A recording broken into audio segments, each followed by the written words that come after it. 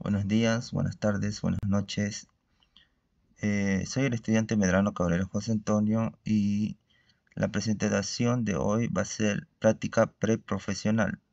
La obra se llama en sí Obra Einer, que está ubicada en la avenida Virgen de Luján, calles 7 y 8.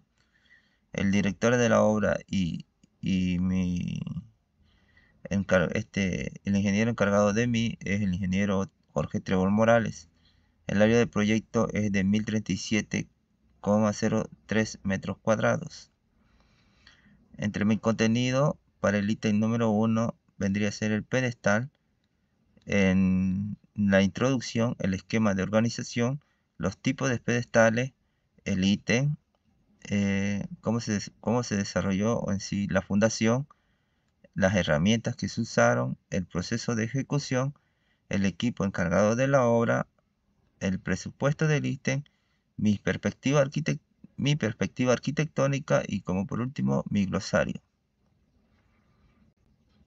En cuanto a la introducción, la realización del proyecto industrial surge a la necesidad del avance y la producción tecnológica para este proyecto.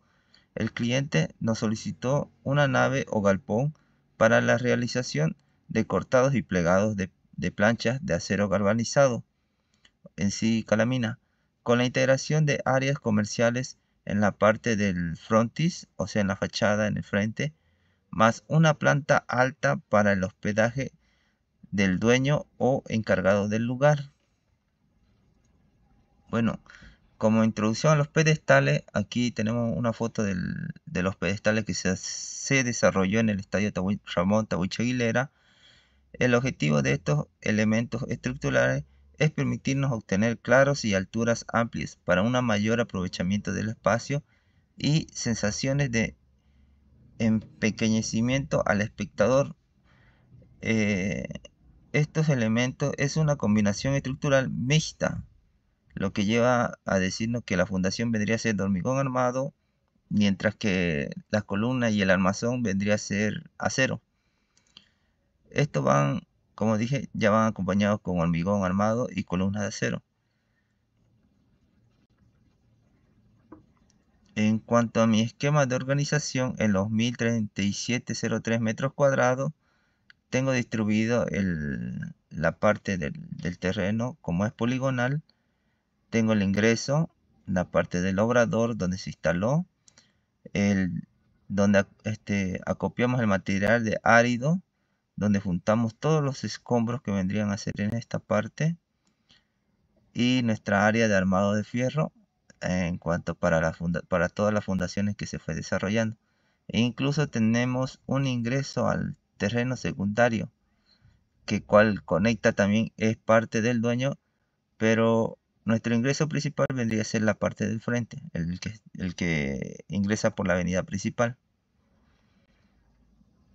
En cuanto a los tipos de pedestales, la importancia de este ítem suele ser diferente a los tipos dependiendo de su uso.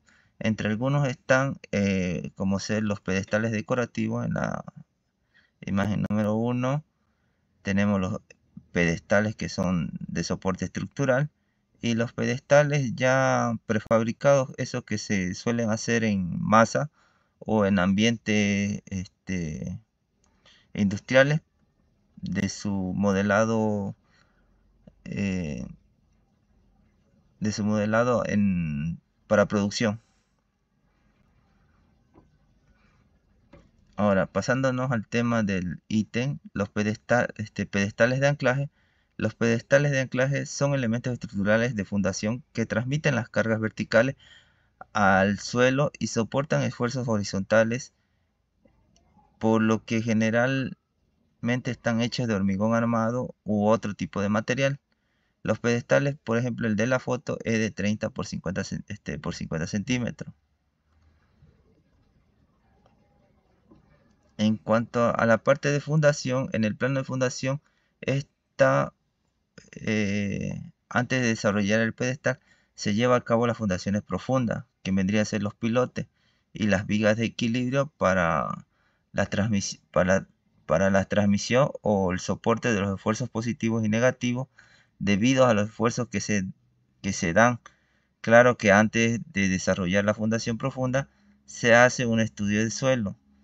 En sí, en el terreno se hicieron pilotes de 40 centímetros de diámetro con una separación más o menos de 1,5 metros, y estos van anclados hasta unos pilotes de 12, 6 y 9 metros. Por ejemplo, aquí en la siguiente imagen tenemos los pilotes, como ya les decía, los de diámetros de 40, en el cual variaban sus distintos tamaños, y las armaduras estaban compuestas por 6 varillas de 12 milímetros y estribos de 6 milímetros cada 15 centímetros.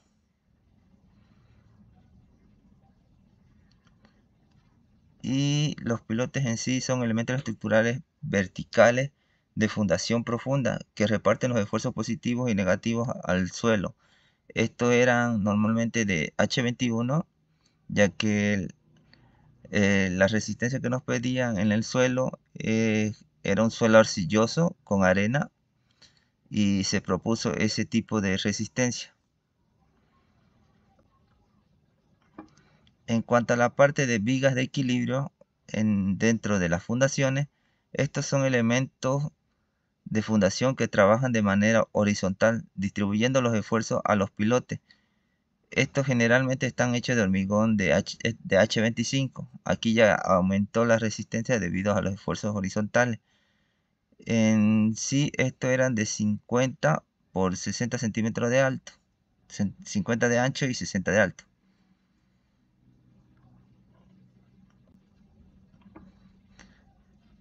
Elementos estructurales de fundación que trabajan de manera horizontal, distribuyendo los esfuerzos a los pilotes.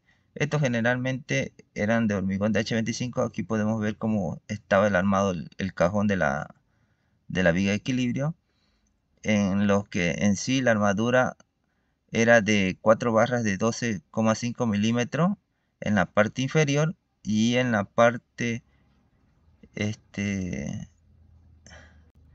superior eran fierros de 16 con 2 barras de 6 milímetros en ambos laterales,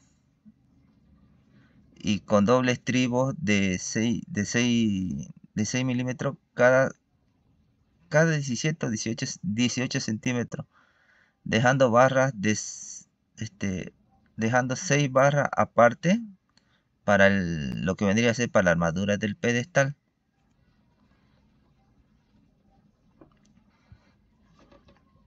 Aquí podemos ver en el pedestal de anclaje algunas especificaciones, como ser las dos barras de 16 liso, como nos pedía, cómo estaba compuesta normalmente la plancha y cómo estaba unida al pedestal, y del pedestal cómo estaba unida a las vigas de equilibrio.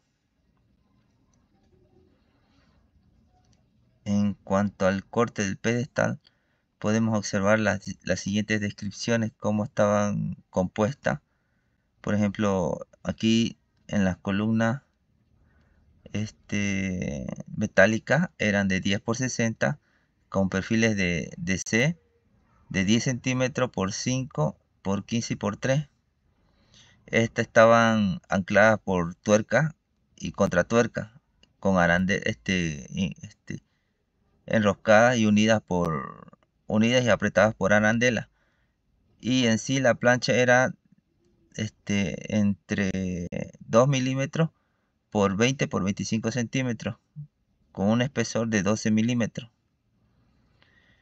Esta estaba anclada al pedestal con fierro liso de 8 barras de 16 milímetros con una profundidad de 60 centímetros en el pedestal. Luego estaba la columna, que vendría a ser de 30 por 65. Ese es otra dimensión en el cual estaban repartidas a los laterales del terreno. Y luego el resto, lo que vendría a ser la viga de equilibrio, como estaba compuesta el doble armado de estribo y los pilotes de 9, de 6 y de 4 metros. En cuanto a las herramientas manuales que se utilizaron, están la chocla, la plomada, la tenaza, las dobladoras manuales, la palanca o barra o barreta, el frotacho, el martillo, el sargento, el hilo nylon para los replanteos o cuadres, las grifas, el barilejo y las planchas metálicas. En cuanto a las herramientas eléctricas, teníamos la moladora grande para corte de las barras bien gruesas que eran, la circular para corte de madera y encofrado, el martillo, el martillo eléctrico o rotomartillo, el, el taladro percutor, el taladro normal, la vibradora para la mezcladora y una moladora pequeña para hacer pequeños detalles de corte o cortes de fierro que sobresalían en sí al momento de desencofrar. Y por último la mezcladora para el hormigón.